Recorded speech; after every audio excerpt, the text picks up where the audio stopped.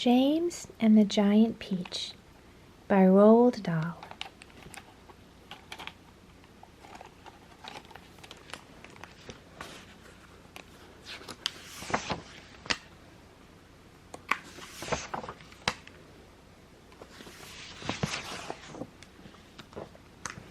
This is Henry Trotter.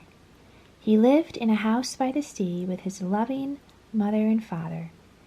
It was their lifelong dream to sail to New York City and climb all the way to the top of the Empire State Building.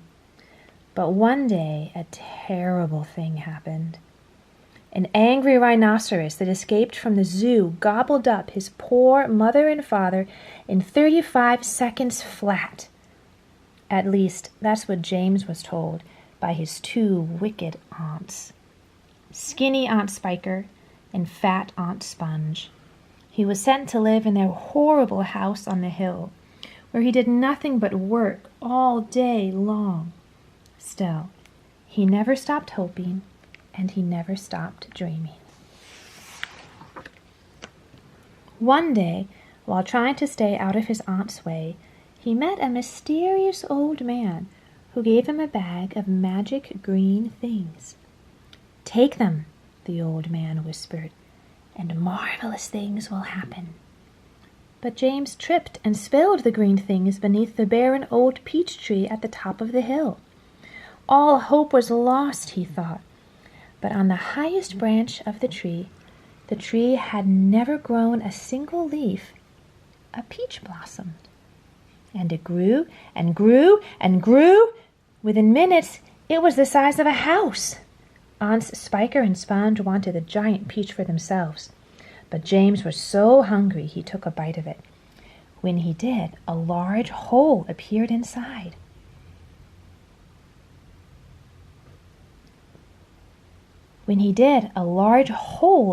In its side. James was curious, so he crawled in. And there he was, slipping and sliding on the gushy fruit until he found himself right inside the pit, surrounded by 6 large bugs. "Look how frightened you are, dearie," said the kind ladybug. "No need for all that," the old green grasshopper added. "We're your friends." They, like James, hated life on that miserable hill. "I say we make a break for it," proclaimed the boastful centipede. So he chewed through the stem. And away they rolled. Spiker and Sponge tried to escape in their car, but the giant peach rolled right over it, flattening the automobile like a pancake. And the peach didn't stop there. It kept rolling right through a village, over a church, and smashing through a fence, carrying it away. Finally, the peach launched itself off a huge cliff, and "Kerplunk" was all they heard when they landed. They didn't know where they were. Maybe they didn't want to know, because they were in the middle of the ocean. "A most intriguing predicament. Where shall we go from here?" asked the grasshopper. "To New York City," James exclaimed. "My father said it's the city where dreams come true."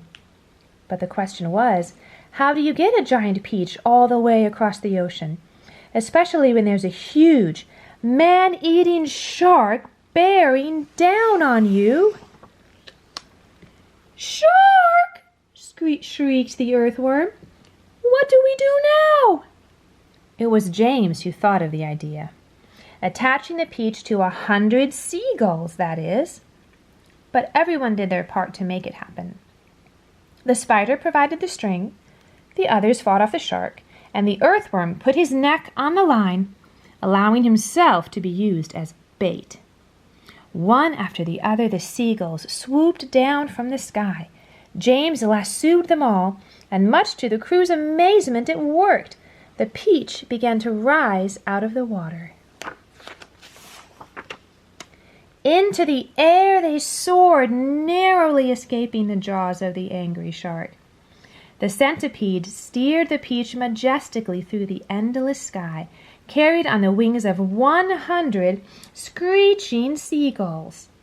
But as they flew, James and the others began to realize they were ravenously hungry, and growing hungrier by the minute. "What do we do?" cried the worrywart earthworm. "We're all going to starve."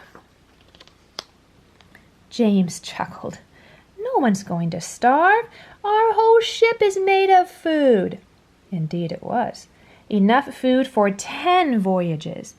It was James to the rescue again as he hoisted up handfuls of dripping, juicy peach and fed them to his famished friends. They had never, in all their lives on the hill, tasted anything so delectable, so delicious, so mouth-watering scrumptious as that fantastic peach. That night, the spider wove a special web for James to sleep in. It was the softest place he had laid his head in a very long time. But James couldn't shake one fearful thought. "Spiker and Sponge will come after me, won't they?" he asked the spider. "They'll send the rhino to come and get me." The spider tenderly stroked the hair from James's forehead. "No one can do anything to you if you do not let them. Now close your eyes.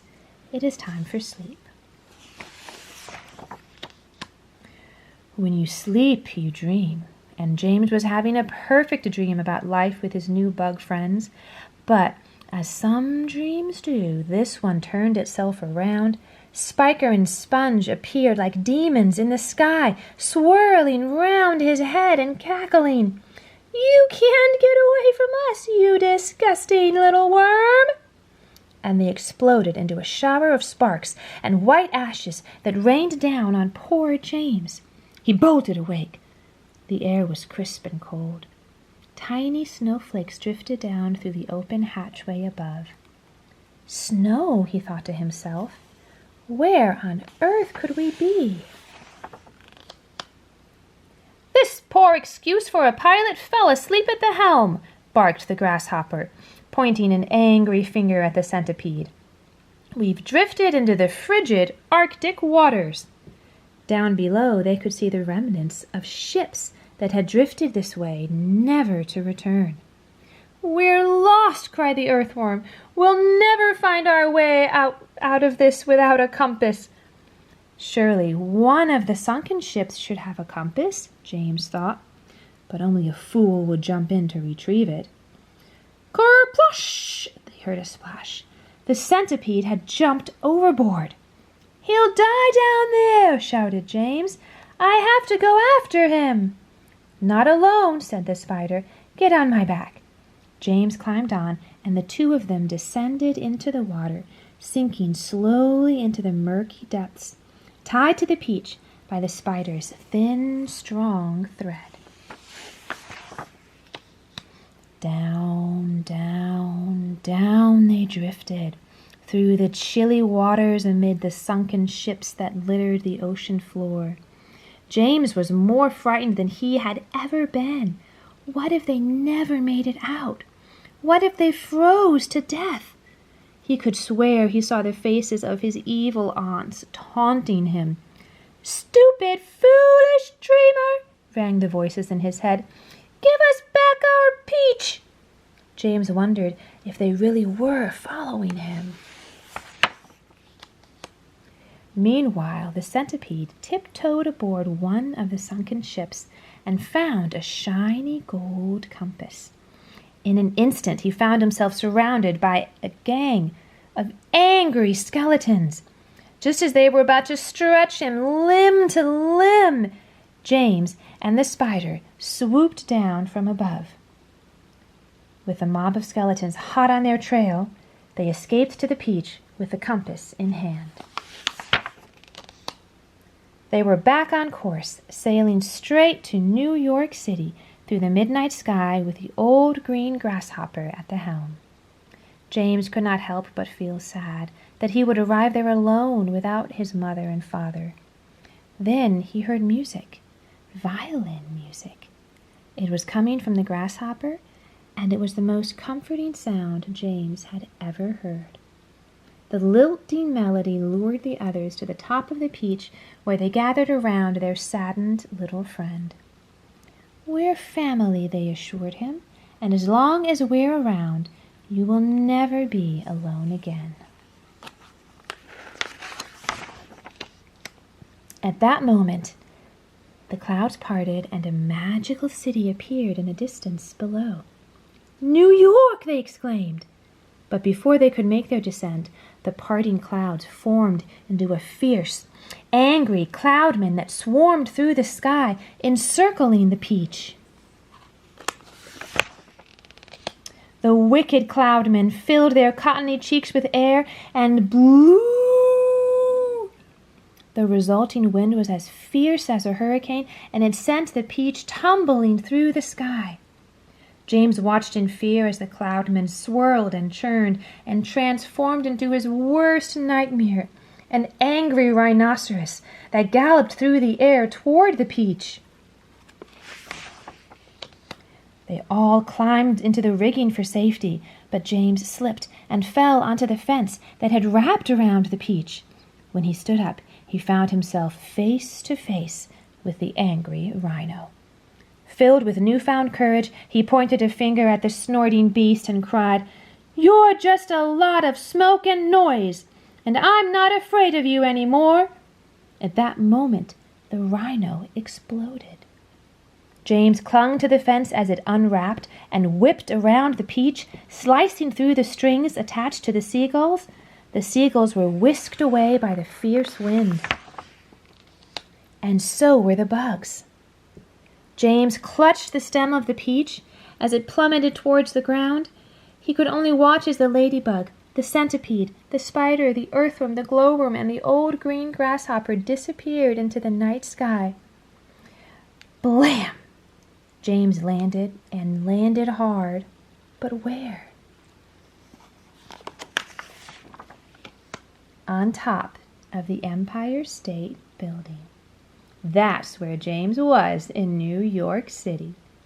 A huge crane lowered James and the giant peach to the street where throngs of people waited. It was all very exciting, but where were his bug friends? Why weren't they there to share this moment with him? Then something horrible happened. Something hideous, something absolutely horrendous. Spiker and Sponge arrived. They were so angry they had driven their mashed car all the way across the ocean to take James and the peach back to that hideous house on the hill. "I won't go," James declared. "Not me, and not the peach."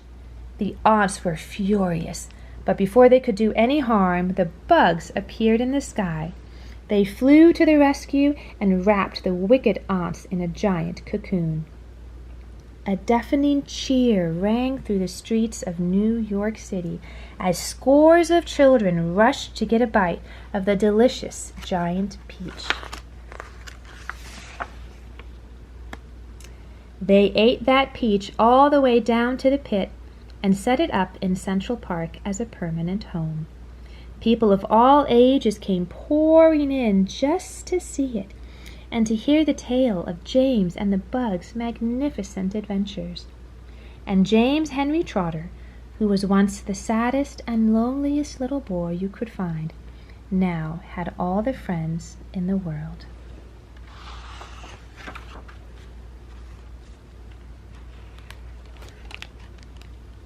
The end.